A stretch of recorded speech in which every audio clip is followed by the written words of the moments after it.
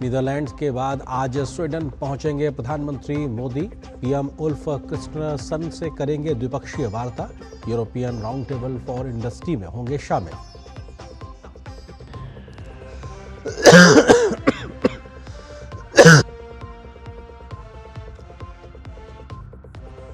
में शुभेंदु सरकार का बड़ा फैसला, 7 राष्ट्रीय राजमार्ग को NHIDCL को सौंपने की दी मंजूरी। राष्ट्रीय सुरक्षा की दृष्टि से अहम है ये कदम।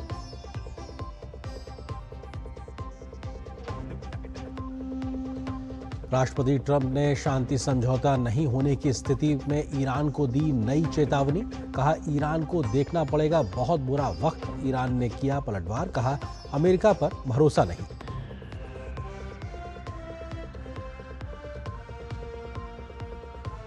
थाईलैंड ओपन के पुरुष युगल फाइनल में सात्विक चिराग पेश कर रहे अपनी चुनौती। इंडोनेशियाई जोड़ी रोली डेनियल के साथ होगी खिताबी भिड़ंत।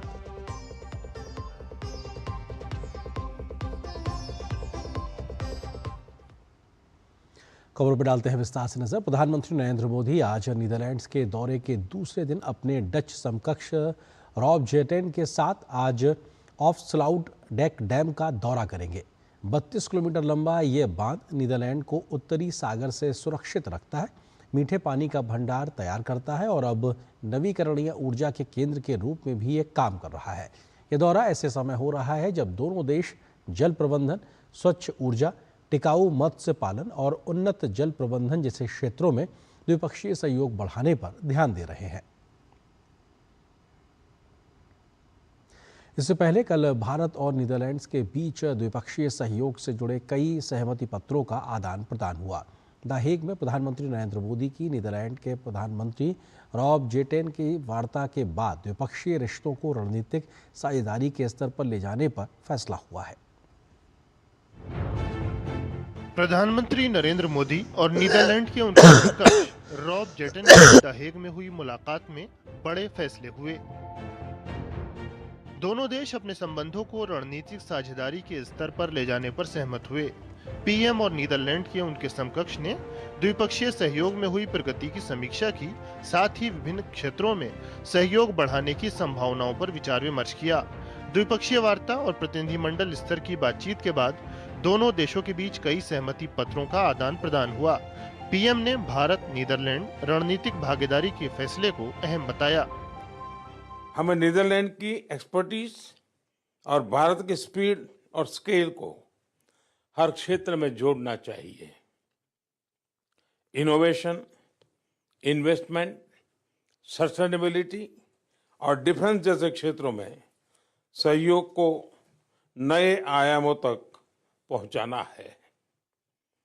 इसी साझा दृष्टि के साथ आज हम भारत नीदरलैंड संबंधों को स्ट्रेटेजिक पार्टनरशिप के स्तर पर ले जा रहे हैं। नीदरलैंड के प्रधानमंत्री ने भारतीय प्रतिनिधिमंडल का अभिनंदन नमस्ते के साथ किया। उन्होंने भारत के साथ शुरू हुई रणनीतिक साझेदारी को बेहद लाभकारी बताया। Together we can drive ambitious innovation to strengthen both our countries in clean energy, water management, defense, and in high-tech and semiconductor industries. And some of these areas may be new to our bilateral relationship, but our cooperation itself is not. In our long shared history, we've learned that we have a great deal to offer each other. इससे पहले दोनों नेताओं ने CEO round table में हिस्सा लिया। PM ने भारत की विकास यात्रा को रेखांकित करते हुए नीदरलैंड की कंपनियों को भारत में निवेश का न्योता दिया। इन 12 वर्षों में कंटिन्यूअस रिफॉर्म से हमने अपना इकोनॉमिक डीएनए ट्रांसफॉर्म किया है। हमारी दिशा स्पष्ट रही है। प्राइवेट सेक्टर को पॉलिसी प्रेडिक्टेबिलिटी देना और उनके लिए अवसर बढ़ाना। स्पेस, माइनिंग या न्यूक्लियर एनर्जी, हमने हर क्षेत्र को प्राइवेट सेक्टर के लिए खोल दिया है। हम कंप्लायंसेस लगातार कम कर रहे हैं और ईज ऑफ डूइंग बिजनेस बढ़ा रहे हैं। बैठक में शामिल नीदरलैंड की शीर्ष कंपनियों के प्रमुखों ने प्रधानमंत्री के विजन की सराहना की। उन्होंने पीएम के नेतृत्व में भारत में हुई प्रगति को सराहा। डीडी न्यूज के साथ विशेष बातचीत में नीदरलैंड के पीएम ने भी प्रधानमंत्री नरेंद्र मोदी के विजन की प्रशंसा की। Under this strategic partnership, we can invest heavily in high-tech companies, in food security, but also in the maritime industry, and all those pillars are crucial for the future of India.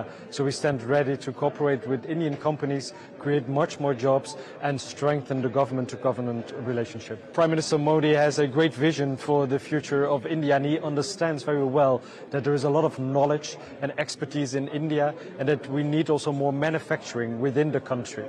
And some of these very big Dutch companies are going to be crucial to create new jobs in the country, to strengthen the ecosystems in India as well, and boost the trade relationships between the European Union and India. Netherlands के नेतृत्व से PM की मुलाकात में दोनों देशों के मजबूत रिश्तों की इबारत लिखी गई। दोनों देशों ने विकास के पथ पर मिलकर आगे बढ़ने को लेकर मजबूत सहमति जाहिर की। सुधाकर दास के साथ ब्यूरो रिपोर्ट, डीडी न्यूज। प्रधानमंत्री नरेंद्र मोदी के नीदरलैंड्स दौरे को विदेश मंत्रालय ने बेहद सफल और सकारात्मक बताया है।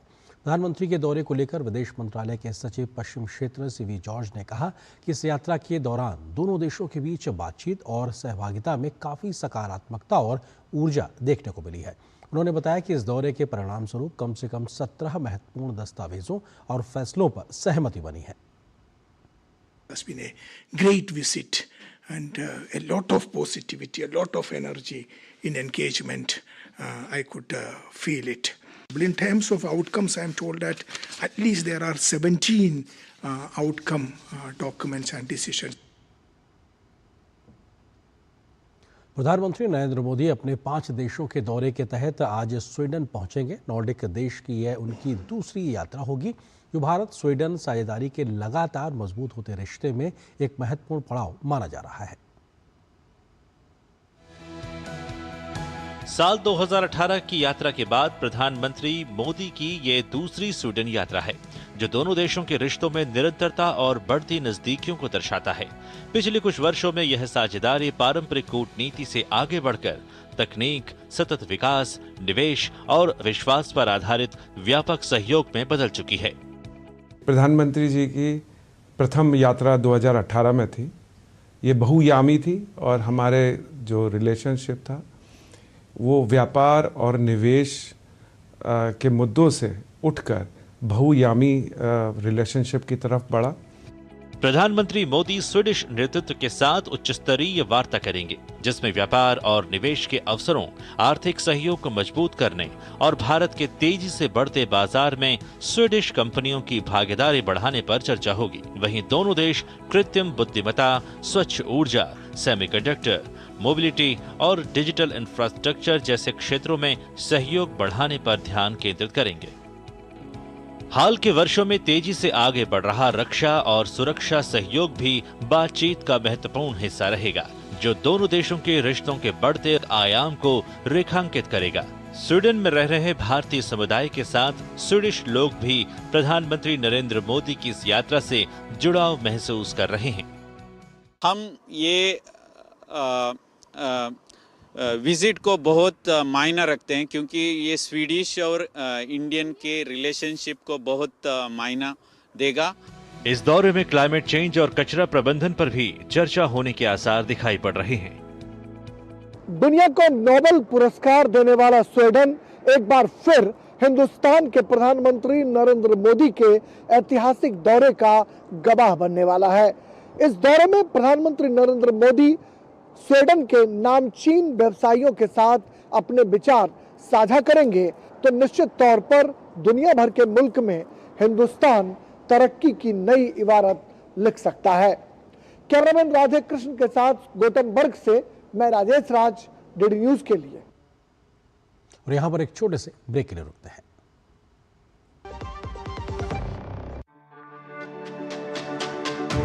मेरी पसंद, मेरी पसंद, मेरी पसंद, मेरी पसंद, हमारी पसंद, हम सबकी पसंद। मजबूत देश का मजबूत सरिया हो गया स्टील। भारत की कल्पतरु नाम की कंपनी स्वीडन में लिंजे मोन्टाज के नाम से इलेक्ट्रिक ट्रांसमिशन का काम बखूबी कर रही है, जो प्रधानमंत्री नरेंद्र मोदी के मेक इन इंडिया के सपने को एक तरीके से साकार कर रही है। डीडी न्यूज़ के संवाददाता राजेश राज ने कंपनी के मार्केट हेड हितेश कुंबट से विशेष बातचीत की। उन्नत देशों का जब कभी जिक्र होता है तो ये मन में एक भाव जगता है कि उन्नत देशों, जो डेवलप्ड कंट्रियां हैं, उनके उत्पाद भारत में बिकते हैं। लेकिन कल्पतरु एक ऐसी कंपनी है जो भारत में इलेक्ट्रिक ट्रांसमिशन का व्यवसाय करती है और स्वीडन में लिंजे मोन्टाज के नाम से व्यवसाय करती है। यानी जो उनकी मदर कंपनी है वो कल्पतरु है और वो भारत की कंपनी है। हितेश कुंबट वो अभी हमारे साथ स्वीडन में मौजूद हैं। प्रधानमंत्री जी स्वीडन समेत 5 देशों की यात्रा पर हैं, तो क्या लगता है कि इन यात्रा के बाद हिंदुस्तान का जो उद्योग है वो कितना आगे बढ़ सकेगा? पूरे विश्व में भारतीय कंपनियां आईटी कंपनियां के नाम से जानी जाती है। हमारी कंपनी कल्पतरु और लिंजे मुमताज का नाम लिया। हम लोग क्रिटिकल नेशनल इंफ्रास्ट्रक्चर बनाते हैं। लगभग 70 देशों में हमारा काम है। प्रधानमंत्री चाहते हैं कि हिंदुस्तान तीसरी सबसे बड़ी आर्थिक महाशक्ति बनकर उभरे, तो क्या लगता है कि यूरोप के देशों में प्रधानमंत्री की यात्रा और भारतीय कंपनियों का धीरे धीरे यूरोप के देशों में प्रसार, आगे बढ़ना, वो कितना रंग लाएगा आर्थिक महाशक्ति बनने की दिशा में? यूरोपियन देशों में इंजीनियर्स की बहुत कमी है, इंफ्रास्ट्रक्चर बनाने वाले लोगों की बहुत कमी है और हिंदुस्तान में बहुत अच्छे इंजीनियर्स पाए जाते हैं। तो हिंदुस्तान से इंजीनियरिंग टैलेंट यहाँ पर आके काम कर सकता है। तो मैं यही कहूँगा कि सिर्फ आईटी नहीं, इंफ्रास्ट्रक्चर के क्षेत्र में भी हिंदुस्तानी कंपनियां बहुत बड़ा रोल प्ले कर सकती हैं। इनका साफ तौर पर कहना है कि सिर्फ आईटी के क्षेत्र में ही नहीं बल्कि जो हिंदुस्तान के नौजवान हैं वो इंफ्रास्ट्रक्चर के क्षेत्र में अपनी भूमिका निभा रहे हैं। गृह और सहकारिता मंत्री अमित शाह ने गुजरात दौरे का आज उनका दूसरा दिन है। अमित शाह आज गांधीनगर जिला दुग्ध उत्पादक सहकारी मंडली द्वारा संचालित मधु डेयरी के नए मिल्क प्रोसेसिंग प्लांट का भव्य उद्घाटन करेंगे। चिलोड़ा के पास दशेला गांव में बनकर तैयार हुआ यह नया प्लांट अत्याधुनिक सुविधाओं से लैस है। इसके बाद वे एक सार्वजनिक जनसभा को भी संबोधित करेंगे। दौरे के पहले दिन गांधीनगर में उन्होंने ग्रीन लोकसभा अभियान से लेकर सड़क, शहरी विकास और सामाजिक सरोकारों से जुड़े कई अहम प्रोजेक्ट्स की समीक्षा की। धार के भोजशाला की वाग्देवी सरस्वती मंदिर में पूजा पाठ के लिए श्रद्धालु बड़ी संख्या में पहुंच रहे हैं।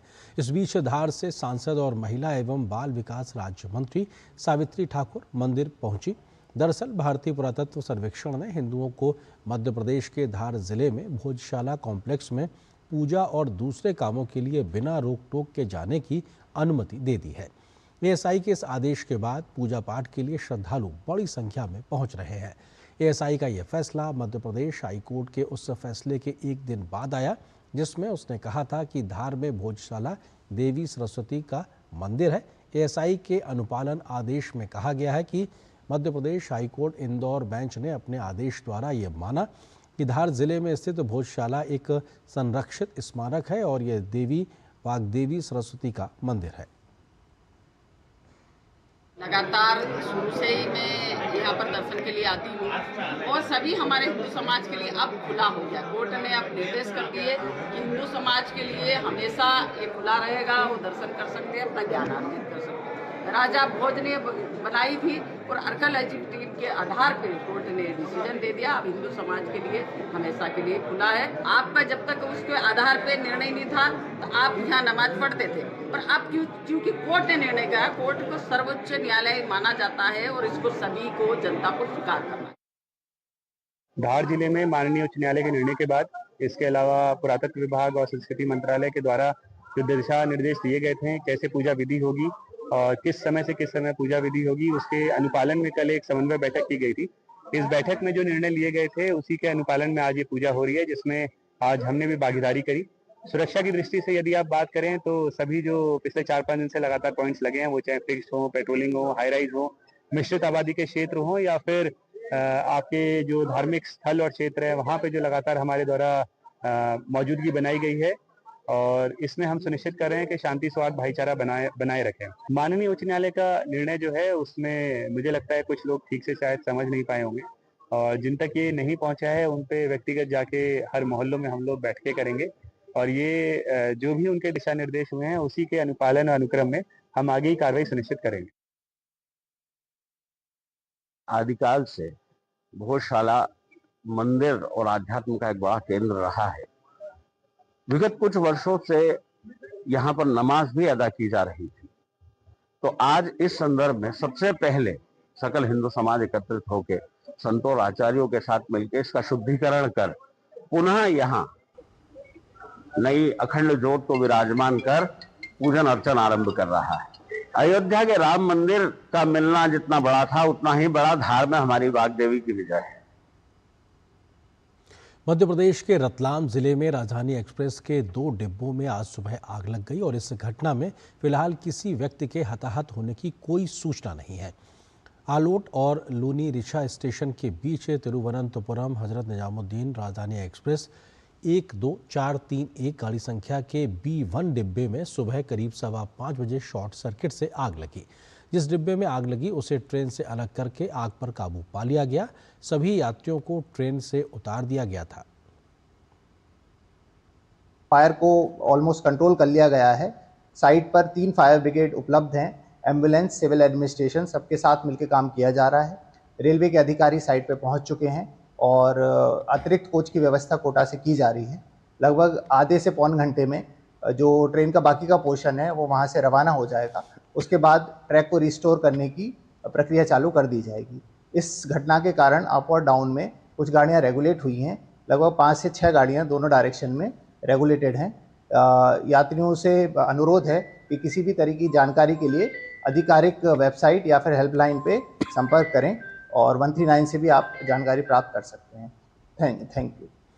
राष्ट्रपति ने सुप्रीम कोर्ट के न्यायाधीशों की संख्या बढ़ाने को मंजूरी दे दी है। कानून मंत्री अर्जुन राम मेघवाल ने सोशल मीडिया प्लेटफॉर्म एक्स पर जानकारी देते हुए कहा कि सुप्रीम कोर्ट के न्यायाधीशों की संख्या अब 33 से बढ़ाकर 37 कर दी गई है। इस वृद्धि में भारत के मुख्य न्यायाधीश शामिल नहीं है। यह निर्णय the supreme court number of जजेस अमेंडमेंट ऑर्डिनेंस 2026 के तहत लिया गया है, जिसके जरिए वर्ष 1956 के सुप्रीम कोर्ट नंबर ऑफ जजेस एक्ट में संशोधन किया गया है। सरकार का कहना है कि इस कदम से सुप्रीम कोर्ट में लंबित मामलों के निपटारे में तेजी आएगी और न्यायिक व्यवस्था अधिक प्रभावी होगी।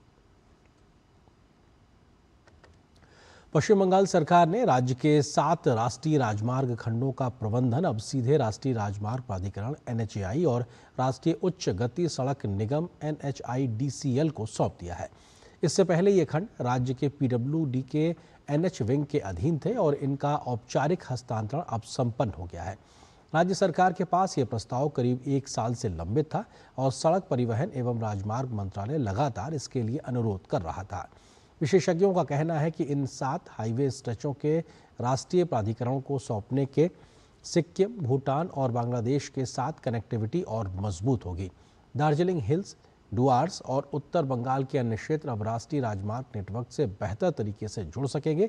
इसके अलावा मालदा और मुर्शिदाबाद के माध्यम से बिहार बंगाल कॉरिडोर का विकास भी तेजी से होगा। मुर्शिदाबाद, नादिया और उत्तर 24 परगना से घोजा डांगा इंडो बांग्लादेश बॉर्डर तक सड़क संपर्क मजबूत होगा, जिससे रणनीतिक और सीमावर्ती इलाकों में परिवहन ढांचे को बड़ा लाभ मिलेगा।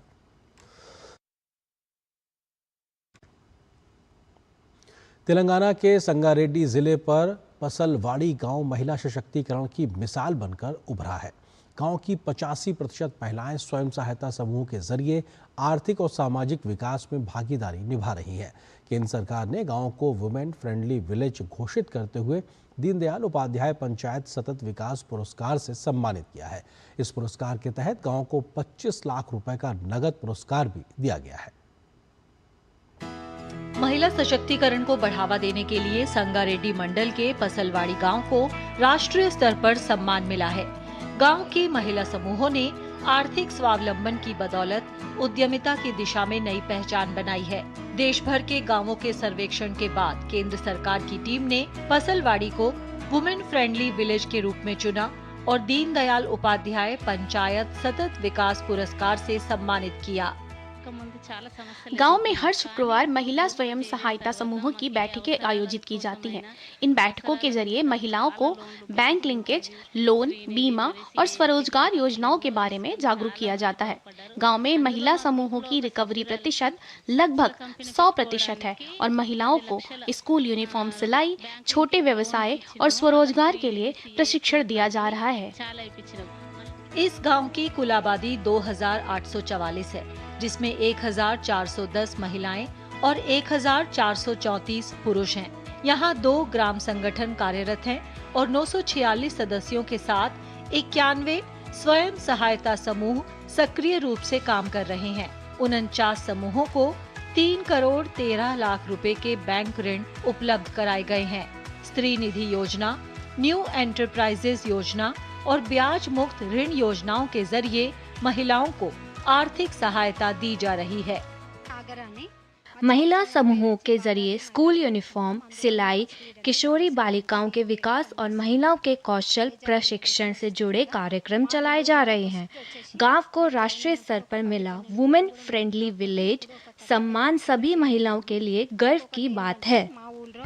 महिला समूह से जुड़ने के बाद ब्यूटिशियन प्रशिक्षण प्राप्त कर आत्मनिर्भर बनी हूँ। पहले बाहर जाकर काम करने और लोगों से बातचीत करने में झिझक होती थी, लेकिन स्वयं सहायता समूह से जुड़ने के बाद आत्मविश्वास बढ़ा है। महिला समूहों के माध्यम से महिलाएं किराना दुकान, सिलाई, ब्यूटी पार्लर और अन्य छोटे व्यवसायों से जुड़कर आत्मनिर्भर बन रही हैं। गांव में बाल विवाह रोकथाम, किशोरी बालिकाओं की शिक्षा और महिला जागरूकता कार्यक्रम भी लगातार चलाए जा रहे हैं। इसके अलावा पसलवाड़ी गांव के आंगनवाड़ी केंद्रों में बच्चों को बेहतर शिक्षा और पौष्टिक आहार भी उपलब्ध कराया जा रहा है। ब्यूरो इनपुट्स के साथ शिवशंकर की रिपोर्ट, डीडी न्यूज। और यहाँ पर एक और छोटे से ब्रेक के लिए रुकते हैं। जब धरती चीर कर निकलता है लोहे का पत्थर और मिलता है मोंगिया के जोश से, फिर तपता है, पिघलता है और बनता है फौलाद। अब होता है सरिया सारी खूबियों के साथ। मोंगिया स्टील, मजबूत देश का मजबूत सरिया। भारतीय सेना और रॉयल कंबोडियन सेना के बीच संयुक्त सैन्य अभ्यास सिनबैक्स 2 2026 का समापन हो गया है। यह अभ्यास 14 दिनों तक चला, जिसके तहत दोनों देशों की सेनाओं ने मिलकर कई महत्वपूर्ण सैन्य गतिविधियों में हिस्सा लिया। इस अभ्यास का मुख्य उद्देश्य दोनों सेनाओं के बीच आपसी तालमेल और सहयोग को मजबूत करना था। अभ्यास के दौरान सैनिकों ने अर्ध शहरी वातावरण में सामरिक अभियानों की योजना बनाना और उन्हें सफलतापूर्वक अंजाम देना सीखा। इस दौरान दोनों देशों की सेनाओं ने अपनी रणनीतियों, तकनीकों और अनुभवों का आदान प्रदान किया। इससे जटिल परिस्थितियों में बेहतर तरीके से काम करने की क्षमता विकसित हुई। विदेश राज्य मंत्री पवित्र मार्गेरिटा ने डोमिनिका के ग्रैंड वे और सेंट फोर्ड जीन में चल रहे 3 क्विक इम्पैक्ट प्रोजेक्ट्स का दौरा किया। उन्होंने कहा कि भारत लगातार डोमिनिका में सामुदायिक विकास के लिए मदद करता रहेगा। साथ ही उन्होंने डोमिनिका सरकार और विदेश मंत्री डॉक्टर विंस हेंडरसन का सहयोग के लिए भी धन्यवाद किया।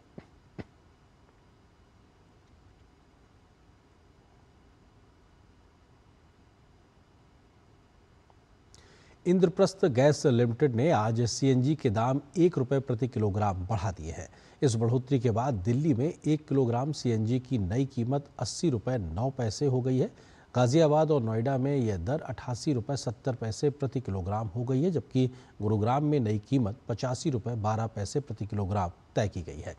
इससे पहले इसी हफ्ते आईजीएल ने सीएनजी की कीमतों में 2 रुपये प्रति किलोग्राम की बढ़ोतरी की थी।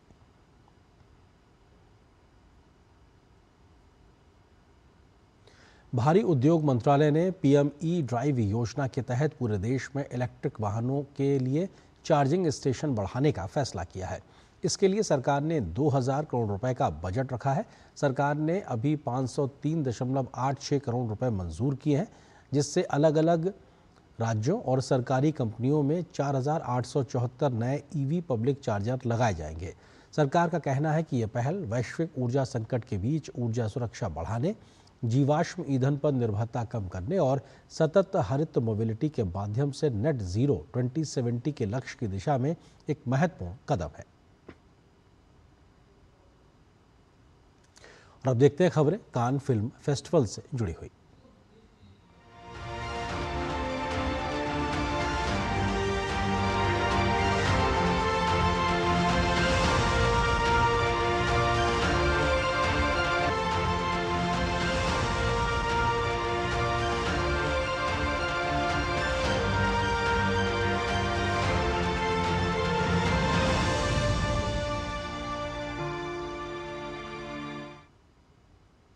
उन्यासीवें कान फिल्म फेस्टिवल के सबसे बड़े अंतर्राष्ट्रीय फिल्म बाजार मार्शे डू फिल्म में भारत ने अपनी मजबूत उपस्थिति दर्ज कराई है।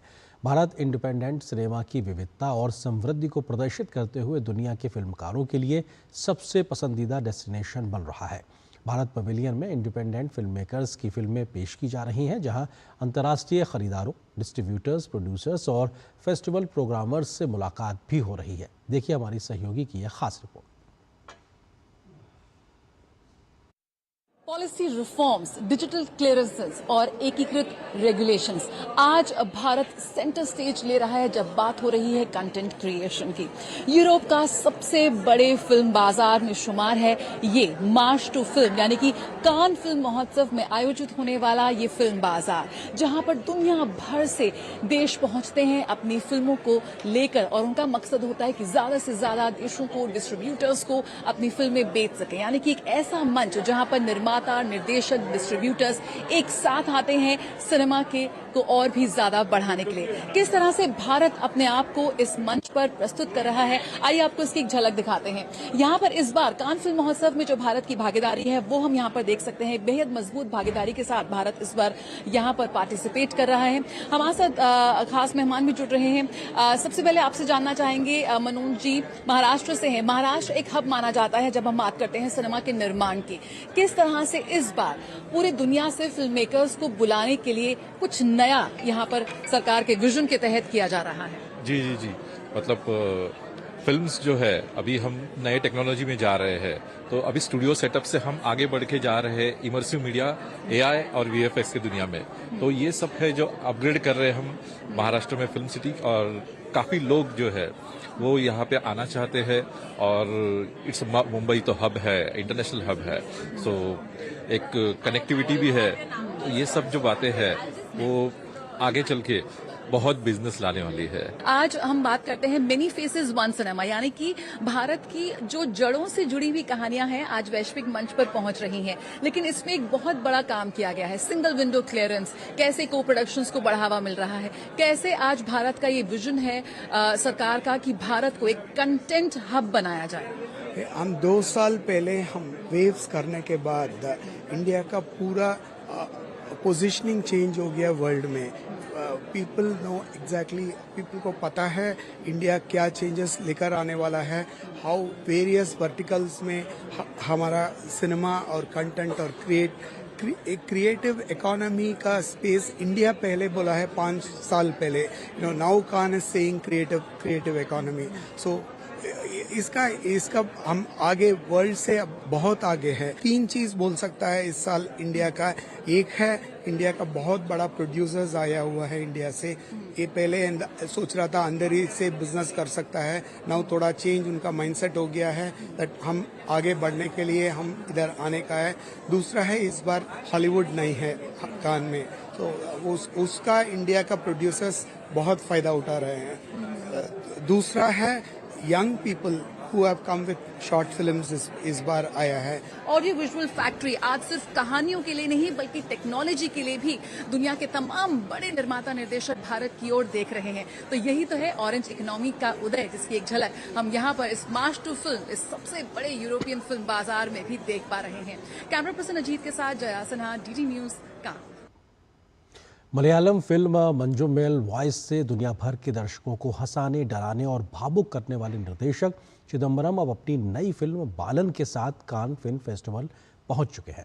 इस मौके पर डीडी न्यूज संवाददाता जया सिन्हा ने चिदम्बरम से खास बातचीत की। जो भारतीय सिनेमा जिस तरह से युवाओं से कनेक्ट कर रहा है वो वाकई बेहद शानदार है। मंजूमल बॉयज एक ऐसी फिल्म रही जिसने हर वर्ग के दर्शकों को एक दूसरे से जोड़ा और इसके निर्देशक चिदम्बरम इस वक्त मेरे साथ हैं। चिदम्बरम, बहुत बहुत स्वागत है आपका डीडी न्यूज में।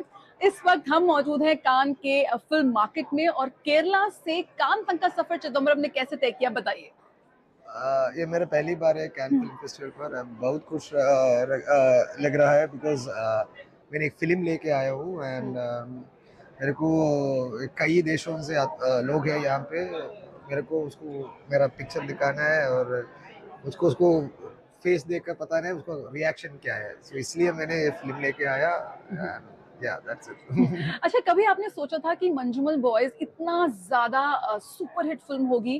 क्योंकि मलयालम सिनेमा अभी धीरे धीरे अपनी रीच बढ़ा रहा है और एक सर्वाइवल थ्रिलर, एकदम अननोन स्टार कास्ट, युवा चेहरे और आप भी नए, कैसे इस फिल्म को आपको लगा था कि इतना कमाल कर जाएगी? हमको इतना कॉन्फिडेंस था कि वो अच्छा फिल्म है, बट इतना सारा रिसेप्शन और प्यार हम नहीं, like we didn't expect. So very बहुत खुश है, like I am very grateful and that's it. अच्छा, एक सर्वाइवल थ्रिलर बनाने के बाद बालन बनाना आपको कैसा आपका अनुभव रहा? क्या इसमें चुनौती रही? चुनौती सेम होता है, बड़ा फिल्म या छोटा फिल्म का मेहनत और काम सेम ही होता है मेरे हिसाब से। और ये भी एक सर्वाइवल है, सर्वाइवल ऑफ ह्यूमंस, लाइक आम लोगों का सर्वाइवल है। एंड ये एक और माँ एक बच्चा के रिश्ते का स्टोरी है। सो वो एकदम यूनिवर्सल है, सब लोग में जय जाओ, लाइक वहाँ लोग में आई जाओ, लाइक वहाँ एक माँ होगा, बच्चा होगा, बच्चा हो तो माँ होना जरूर है, वो माँ है क्यों तो उसको बच्चा ही होगा। So I think it's a very universal story. अच्छा, मलयालम फिल्म में पहली फिल्म से आपने धमाका कर दिया, अब आगे की राह कैसे उड़ रही है? कुछ और नए प्रोजेक्ट्स या कुछ और करना है या और क्या कुछ इस वक्त बात चल रही है?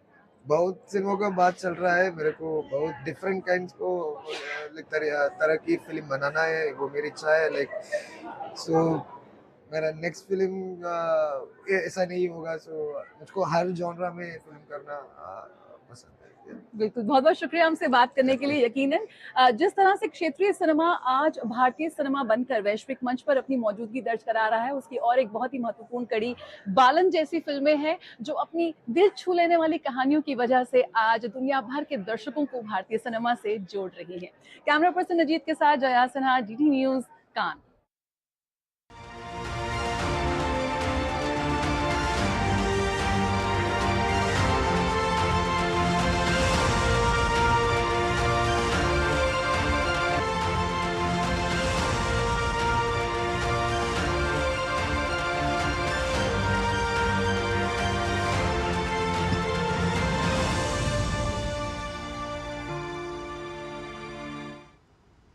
करीब 20,000 मीट्रिक टन एलपीजी लेकर मार्शल आइसलैंड के झंडे वाला टैंकर सिमी सुरक्षित रूप से गुजरात के कच्छ जिले में स्थित कांडला पोर्ट पहुंच गया है। यह टैंकर 13 मई को होर्मुज जलडमरू मध्य को पार कर भारत पहुंचा। क्षेत्रीय तनाव के बीच सिमी टैंकर का सुरक्षित भारत पहुंचना ऊर्जा सुरक्षा के लिहाज से बेहद अहम माना जा रहा है। देर रात कांडला पोर्ट पहुंचे इस जहाज को ऑयल जेटी पर लगाया जाएगा, जहां एलपीजी ऑफ लोडिंग की प्रक्रिया शुरू होगी। इस खेप से घरेलू एलपीजी सप्लाई को और ज्यादा मजबूती मिलेगी। भारत ने संयुक्त राष्ट्र की एक विशेष बैठक में पश्चिम एशिया के संघर्ष के पैदा हुए ऊर्जा और उर्वरक संकट पर अपना पक्ष सामने रखा है। संयुक्त राष्ट्र में भारत के स्थायी प्रतिनिधि पी हरीश ने कहा कि इस संकट से निपटने के लिए केवल तुरंत उठाए जाने वाले कदम ही नहीं बल्कि लंबे समय के समाधान और देशों के बीच सहयोग भी जरूरी है। भारत ने साफ कहा है कि व्यापारिक जहाज़ों पर हमला करना, जहाज़ों के कर्मचारियों की सुरक्षा को खतरे में डालना और स्ट्रेट ऑफ होर्मुज में जहाज़ों की आवाजाही रोकना बिल्कुल स्वीकार नहीं किया जा सकता। भारत ने यह भी कहा कि सभी देशों को अंतर्राष्ट्रीय कानून का सम्मान करना चाहिए और ऊर्जा तथा सप्लाई चेन की सुरक्षा बनाए रखना पूरी दुनिया की प्राथमिकता होना चाहिए। गुजरात के गांधीनगर में एशियन सीनियर वेटलिफ्टिंग चैंपियनशिप में भारत की संजना ने महिलाओं के 77 किलोग्राम भार वर्ग में कांस्य पदक जीता है। संजना ने स्नैच में 96 किलो, क्लीन एंड जर्क में 124 किलो और कुल 220 किलो का वजन उठाकर 3 कांस्य पदक अपने नाम किए। बात क्रिकेट की। आईपीएल में आज पहला मुकाबला पिछले सीजन का फाइनल खेलने वाली रॉयल चैलेंजर्स बेंगलुरु और पंजाब किंग्स के बीच खेला जाएगा। मैच दोपहर 3:30 बजे से हिमाचल प्रदेश के धर्मशाला क्रिकेट स्टेडियम में खेला जाएगा। प्लेऑफ के करीब पहुंची बेंगलुरु की बड़ी चुनौती पंजाब के पास बेंगलुरु से हिसाब बराबर करने का मौका होगा। हेड टू हेड रिकॉर्ड्स में आरसीबी को मामूली बढ़त हासिल है। वहीं आईपीएल में आज दूसरे मुकाबले में दिल्ली कैपिटल्स और राजस्थान रॉयल्स आमने सामने होंगी। मुकाबला नई दिल्ली के अरुण जेटली स्टेडियम में खेला जाएगा। दोनों टीमें प्लेऑफ में बने रहने के लिए इस जीत की दरकार उनके लिए जरूरी होगी। विश्व नंबर 1 यानिक सिनर एक बार फिर से इतिहास रचने के बेहद करीब पहुंच गए हैं। इटालियन ओपन के पुरुष एकल वर्ग में फाइनल में आज यानिक सिनर का सामना नॉर्वे के कैस्पर रूड से होगा। सेमीफाइनल में सिनर ने रूस के डेनियल मेदवेदेव को 6-2, 5-7, 6-4 से हराकर फाइनल में जगह बनाई। वहीं रूड सेमीफाइनल में इटली के लुसियानो डाडेरी को हराकर फाइनल में पहुंचे हैं। बारिश के कारण सेमीफाइनल मुकाबला बीच में रोकना पड़ा था, जिसे शनिवार को पूरा किया गया।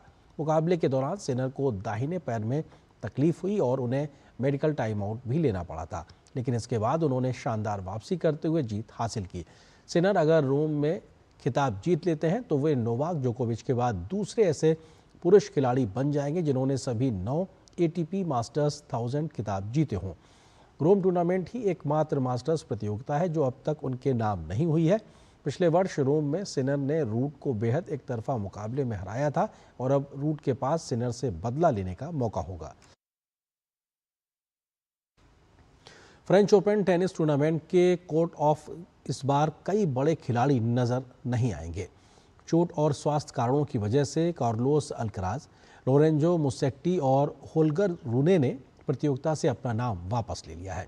वहीं 24 बार के ग्रैंड स्लैम चैंपियन नोवाक जोकोविच की फिटनेस भी चिंता का बड़ा विषय बनी हुई है। जोकोविच का फ्रेंच ओपन में खेलना भी अभी एक संशय बना हुआ है। एक रिपोर्ट देखिए।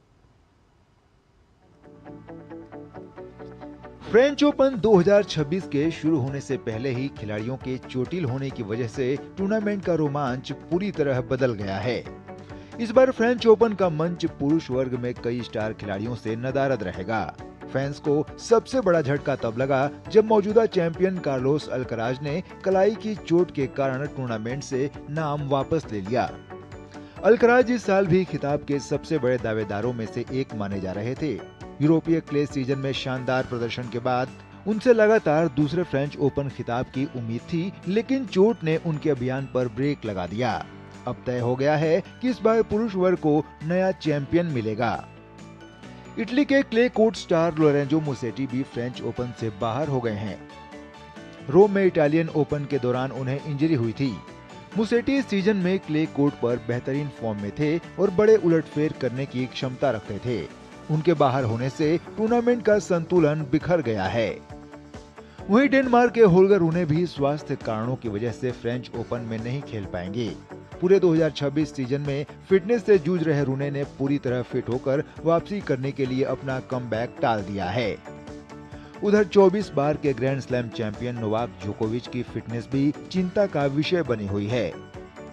जोकोविच ने इस साल केवल 3 टूर्नामेंट खेले हैं और 2 महीने के ब्रेक के बाद इटालियन ओपन में वापसी की थी, लेकिन क्रोएशिया के डिनो प्रिजमिक से हार गए। मैच के बाद जोकोविच ने माना कि वह अभी पूरी तरह से फिट नहीं है। उनके कंधे पर लगी टेपिंग ने भी पुराने चोट के डर को बढ़ा दिया है। जोकोविच का फ्रेंच ओपन में खेलना भी अभी एक संशय बना हुआ है। फ्रेंच ओपन का महिला वर्ग भी चोटों से अछूता नहीं रहा।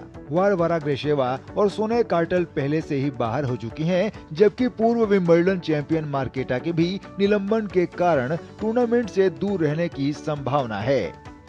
कई दिग्गज खिलाड़ियों की गैर मौजूदगी और फिटनेस को लेकर जारी अनिश्चितता के बीच फ्रेंच ओपन 2026 हाल के वर्षों का सबसे अप्रत्याशित ग्रैंड स्लैम बनता नजर आ रहा है। हालांकि अब सभी की निगाहें इस बार पर टिकी होंगी कि पेरिस की लाल मिट्टी पर अब कौन नया सितारा बनकर चमकता है। Sports desk, DD news. Thailand open के पुरुष युगल के खिताबी मुकाबले में इस समय शीर्ष वरीयता प्राप्त सात्विक साईराज, रंकी रेड्डी और चिराग शेट्टी अपना मुकाबला खेल रहे हैं। भारतीय जोड़ी का सामना इंडोनेशिया के लियो रोली, कर्नाडो और डेनियल मार्टिन की जोड़ी के साथ हो रहा है। पहले गेम में इंडोनेशियाई जोड़ी ने शानदार खेल दिखाते हुए गेम को 21-12 से अपने नाम किया है। फिलहाल दूसरे गेम का मुकाबला इस वक्त जारी है। एंटोनी सेमेन्यो के करिश्माई गोल की मदद से मैनचेस्टर सिटी ने FA कप फाइनल में शनिवार को वेम्बली स्टेडियम में चेल्सी को 1-0 से हराकर खिताब अपने नाम किया। फॉरवर्ड खिलाड़ी सेमेन्यो ने दूसरे हाफ में शानदार बैक हील गोल से मैच का रुख ही बदल दिया। फीफा वर्ल्ड कप 2026 सिर्फ दुनिया के सबसे बड़े फुटबॉल टूर्नामेंट का नाम नहीं होगा, बल्कि ये कई महान खिलाड़ियों के करियर का आखिरी विश्व कप भी बन सकता है। ऐसे सितारे जिन्होंने पिछले 1.5 दशक तक फुटबॉल की दुनिया पर राज किया, अब अपने अंतिम विश्व मंच पर उतरने की तैयारी में हैं। इसमें सबसे बड़ा नाम अर्जेंटीना के लियोनेल मेसी और पुर्तगाल के क्रिस्टियानो रोनाल्डो का है। और आप देखिए इस खबर को, मुझे दीजिए अनुमति। नमस्कार। फीफा वर्ल्ड कप 2026 एक ऐसा मंच जहां सिर्फ ट्रॉफी की जंग नहीं होगी, बल्कि फुटबॉल के एक सुनहरे दौर की भावुक विदाई भी खेल प्रेमियों को देखने को मिलेगी। इस बार के विश्व कप में करोड़ों फैंस आखिरी बार मैदान पर लायनल मेसी की जादुई ड्रिबलिंग, क्रिस्टियानो रोनाल्डो की दमदार फिनिशिंग और ल्यूका मॉड्रिच के मास्टर क्लास को देखेंगे। 2022 में कतर में हुए विश्व कप में अर्जेंटीना की खिताबी जीत में सबसे अहम भूमिका निभाने वाले विश्व के सर्वश्रेष्ठ फुटबॉलर्स में से एक लायनल मेसी को खेल प्रेमी अंतिम बार विश्व कप जैसी प्रतियोगिता में खेलते देखेंगे। मेसी ने अब तक 5 विश्व कप खेले हैं। उन्होंने 2006, 2010, 2014, 2018 और 2022 के विश्व कप में हिस्सा लिया। विश्व कप में उनके नाम 26 मैच में 13 गोल और 8 असिस्ट दर्ज है। 8 बार बैलों ड'ओर जीत चुके मेसी 39 साल के हो गए हैं और संभवतः आखिरी बार नीली सफेद जर्सी में विश्व कप खेलेंगे। मेसी के नाम सबसे ज्यादा फीफा विश्व कप मैच खेलने का रिकॉर्ड भी दर्ज है। कतर में 2022 का विश्व कप फाइनल मेसी का 26वां विश्व कप मैच था। लायनल मेसी ने फीफा विश्व कप के इतिहास में record 11 bar player of the match का पुरस्कार जीता है। अकेले कतर विश्व कप के दौरान ही उन्हें 5 बार प्लेयर ऑफ द मैच चुना गया था। पिछले 2 दशक से भी अधिक समय से फुटबॉल जगत में अपने पैरों का जादू बिखेरने वाले क्रिस्टियानो रोनाल्डो अभी तक विश्व कप विजेता टीम का हिस्सा नहीं बन पाए हैं। अब 41 साल की उम्र में उनके पास इस खेल की सबसे बड़ी ट्रॉफी जीतने का आखिरी मौका होगा। पुर्तगाल के स्टार खिलाड़ी ने लगभग हर ट्रॉफी अपने नाम की है, लेकिन वे कभी विश्व कप नहीं जीत पाए हैं।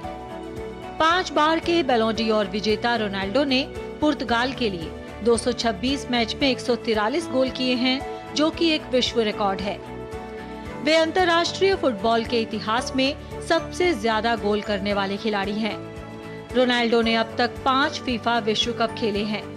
वे 2006, 2010, 2014, 2018 और 2022 के फीफा विश्व कप में खेले हैं। वे पहले पुरुष फुटबॉलर हैं जिन्होंने लगातार 5 फीफा विश्व कप में गोल किए। अब तक वे फीफा विश्व कप के इतिहास में 22 मैच खेलते हुए 8 गोल कर चुके हैं। क्रोएशिया के कप्तान ल्यूका मॉड्रिच भी शायद आखिरी बार विश्व कप में नजर आएंगे। 2018 फीफा वर्ल्ड कप में टीम को फाइनल तक पहुंचाकर गोल्डन बॉल का पुरस्कार उन्होंने अपने नाम किया था। 2022 के विश्व कप में वे अपनी टीम को तीसरे स्थान तक लेकर गए। अपनी सटीक पासिंग और करिश्माई नेतृत्व के लिए जाने जाने वाले मॉड्रिच 2026 विश्व कप में भी अपनी टीम का नेतृत्व करने के लिए तैयार हैं।